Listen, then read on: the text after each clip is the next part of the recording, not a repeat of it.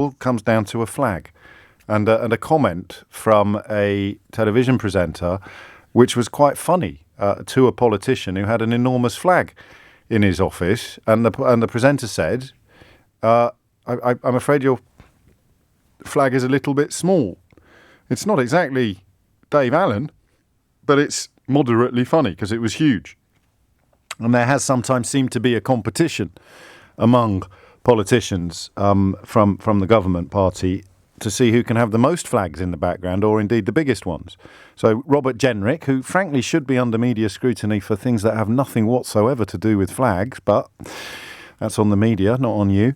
He had an enormous flag behind him while giving an interview to the BBC. The presenter, Charlie State, commented tongue-in-cheek on his flag being a little bit small, which prompted some giggling from all concerned, including Charlie State's co-presenter, a journalist called Naga Munchetty.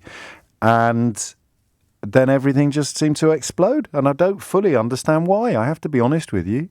Culminating in Ms. Munchetty apologising on Twitter for liking tweets about the use of the Union Jack flag in the background of a government interview. So some of the tweets that she liked, I think, were pretty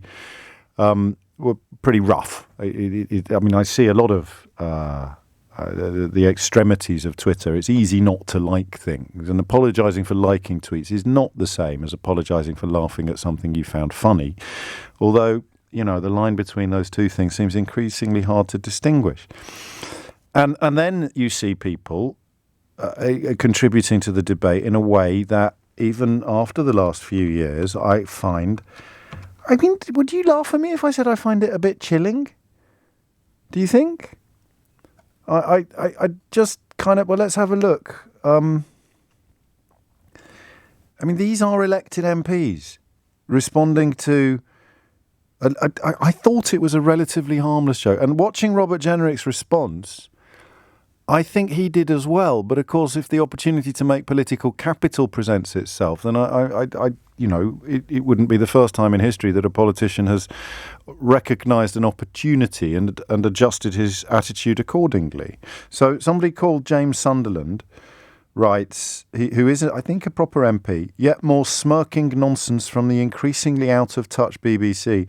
This odious behaviour needs to be cut out of our national broadcaster before it loses even more viewers. And again, you know, I don't know Mr. Sunderland, but the political positions that he seems to be supportive of tend to be the ones that claim that our freedom of speech is under threat and you're not allowed to say what you want in this country anymore without being arrested. I don't understand. How can you be worried about freedom of speech and also furious about a sort of mediocre joke about massive flags?